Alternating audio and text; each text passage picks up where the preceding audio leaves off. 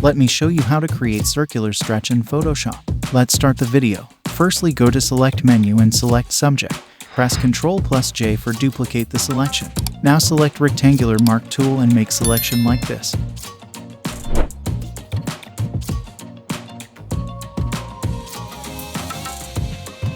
Again, press Ctrl+J for duplicate the selection. Now transform the selection like this.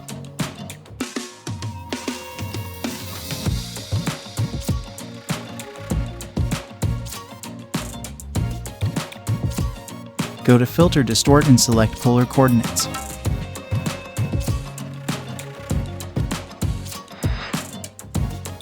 Adjust coordinate like this.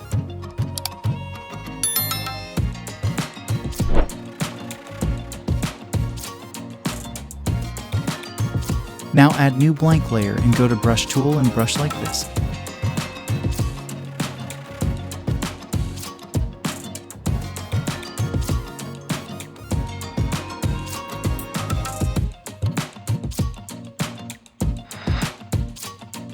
Change filter to overlay. That's it. Subscribe for more amazing videos. Thanks for watching.